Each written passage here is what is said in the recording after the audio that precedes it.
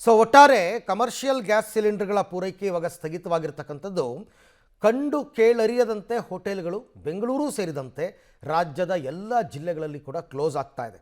ಇದರಿಂದ ಸ್ವಲ್ಪ ಈ ಹೋಟೆಲ್ ಅಸೋಸಿಯೇಷನ್ ಅವರು ಎಚ್ಚೆತ್ತುಕೊಂಡು ಈಗ ಸಂಸದರನ್ನ ಭೇಟಿಯಾಗೋದಕ್ಕೆ ಮುಂದಾಗಿದ್ದಾರಂತೆ.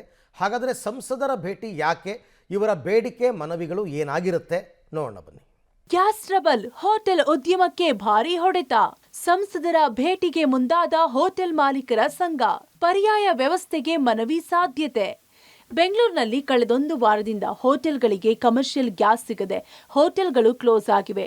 ದಿಢೀರ್ ಬೆಳವಣಿಗೆಯಿಂದ ನೂರಾರು ಹೋಟೆಲ್ಗಳಿಗೆ ಬೀಗ ಬಿದ್ದಿದ್ದು ಲಕ್ಷಾಂತರ ರೂಪಾಯಿ ನಷ್ಟದಲ್ಲಿವೆ. ಗ್ಯಾಸ್ ಸಿಲಿಂಡರ್ ಅಭಾವ ದಿನೇ ದಿನೇ ತೀವ್ರಗೊಂಡಿದ್ದು ಇದೀಗ ಹೋಟೆಲ್ ಮಾಲೀಕರ ಸಂಘ ಬೆಂಗಳೂರಿನ ಸಂಸದರನ್ನ ಭೇಟಿ ಮಾಡಲು ಚಿಂತನೆ ನಡೆಸುತ್ತಿದ್ದಾರೆ. ಹೋಟೆಲ್ ಉದ್ಯಮಕ್ಕೆ ಆದ ನಷ್ಟ ಹಾಗೂ ತಕ್ಷಣಕ್ಕೆ ಪರಿಹಾರ ಕ್ರಮಕ್ಕಾಗಿ ಸಂಸದರ ಮೂಲಕ ಕೇಂದ್ರಕ್ಕೆ ಒತ್ತಾಯ ಮಾಡುವ ಪ್ರಯತ್ನವನ್ನ ಹೋಟೆಲ್ ಮಾಲೀಕರ ಸಂಘ ಮಾಡಲಿದೆ. ಮಧ್ಯಮ ಹೋಟೆಲ್, ಸಣ್ಣ ಪುಟ್ಟ ಹೋಟೆಲ್ಗಳಿಗೂ ಬೀಗ ಬಿದ್ದಿದ್ದು ಆರ್ಥಿಕವಾಗಿ ಬಹುದೊಡ್ಡ ಪೆಟ್ಟು ಬಿದ್ದಿದೆ. 2-3 ದಿನದ ಬೆಳವಣಿಗೆಯನ್ನ ನೋಡಿಕೊಂಡು ಸಂಸದರ ಭೇಟಿಗೆ ನಿರ್ಧರಿಸಲಾಗಿದೆ. ಈಗಾಗಲೇ ಕೆಲ ಸಂಸದರಿಗೆ ಹೋಟೆಲ್ ಮಾಲೀಕರಿಗೆ ಆಗ್ತಿರುವ ಸಂಕಷ್ಟದ ಬಗ್ಗೆ ಕೆಲ ಸಂಸದರ ಗಮನಕ್ಕೆ ತರಲಾಗಿದೆ ಎನ್ನಲಾಗಿದೆ.